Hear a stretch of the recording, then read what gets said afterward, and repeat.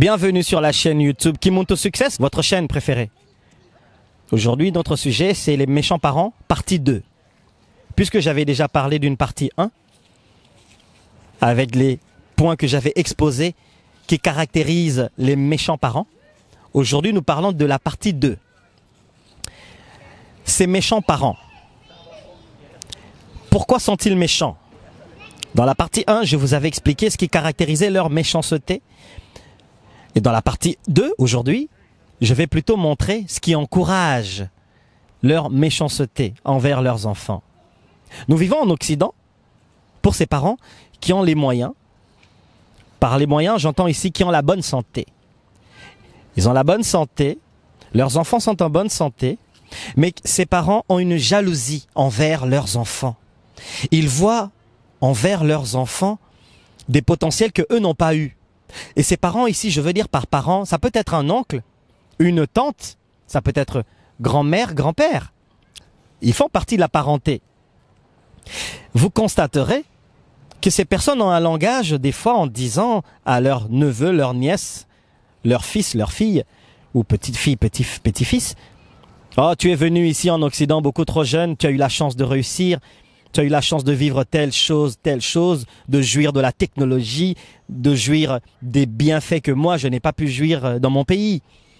Ou tu as eu la chance de connaître le plus de femmes, ou de connaître le plus d'hommes, ou tu as eu la chance d'aller dans les meilleures écoles, parce que moi, dans mon pays, je ne pouvais pas. » En ayant ce langage, en tenant ce langage envers leurs jeunes de la famille, ces parents transmettent leur jalousie. Ils expriment clairement leur jalousie, mais de manière camouflée.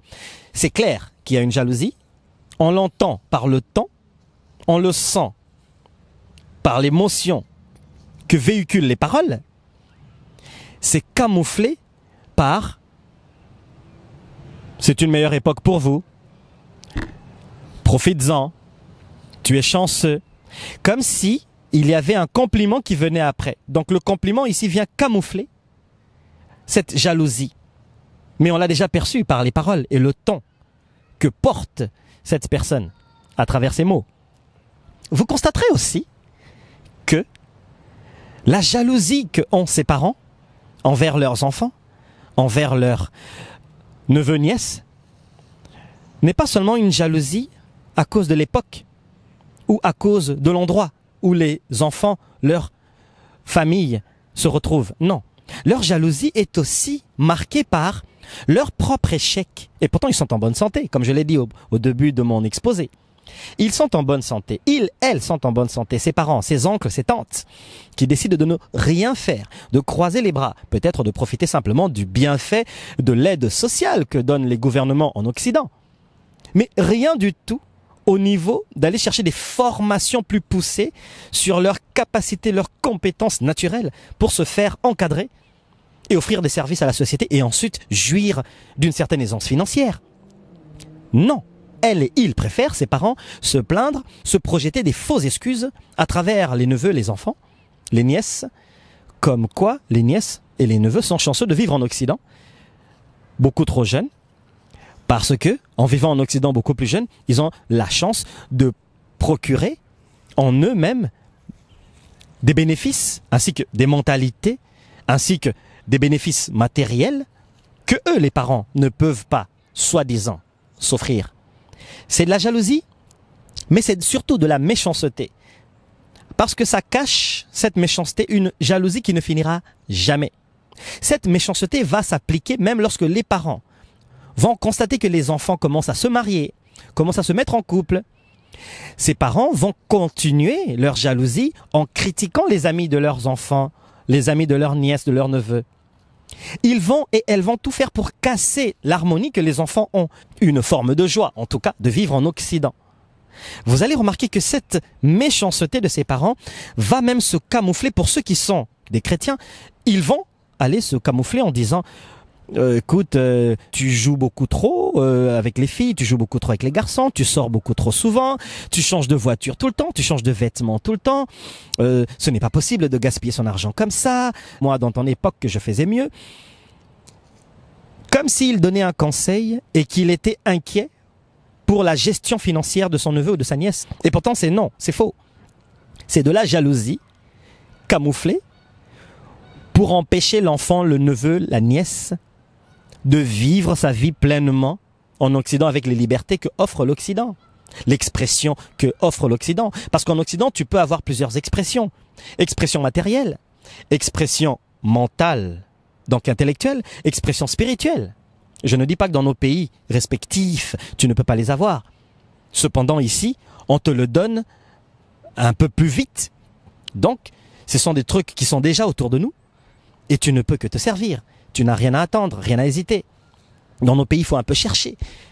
Cette jalousie se traduit en méchanceté et ses parents véhiculent cela en eux. Même quand ils félicitent leurs enfants d'avoir réussi l'école, en fait, ils ne félicitent pas vraiment. Ils disent que moi, j'aurais pu travailler mieux que toi, j'aurais pu faire mieux que toi. Tu n'as pas fini ton secondaire, qu'est-ce que tu vas devenir? Quelle femme voudra de toi? Ou quel homme voudra de toi? Tu n'as pas fait de formation universitaire, tu n'as pas fait de grandes études comme moi, ou comme ton oncle, comme ta tante. C'est cette méchanceté dans la parole qui est véhiculée ici, qui va bloquer ou créer des césures, créer vraiment des situations de tension qui vont faire que des neveux et des nièces vont se reculer, vont se isoler de la famille, de ceux qui se disent oncles, tantes ou bien grand-père, grand-mère, qui sont plutôt des gens méchants, qui n'ont pas voulu bâtir leur propre vie pour eux, et pourtant ils sont en bonne santé en Occident, avec toutes les situations d'abondance qu'offre l'Occident, mais ils vont et elles vont préférer de se mettre dans la position de ceux qui rabaissent leurs neveux, leurs nièces, leurs enfants. J'espère vous avoir bien éclairé là-dessus. Ouvrez les yeux, ouvrez les oreilles. Ces parents qui, premièrement, en bonne santé, ne veulent pas aller chercher des cours, des formations pour améliorer leur qualité de vie. Point numéro 2.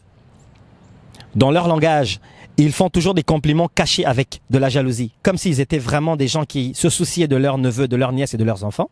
Dans point numéro 3, ils n'arrêtent pas de se plaindre que leurs enfants jouissent beaucoup trop de la vie par rapport à eux et que eux, dans leur jeunesse, dans leur tendre adolescence ou début de vie d'adulte, ils étaient exemplaires. Kimuntu success motema nalito ilito ina motema. Zala na kososola. Partagez les vidéos, commentez en bas de la vidéo. J'ai beaucoup de sujets qui arrivent. Et nous allons échanger beaucoup. Vita Vie, VTV. À bientôt.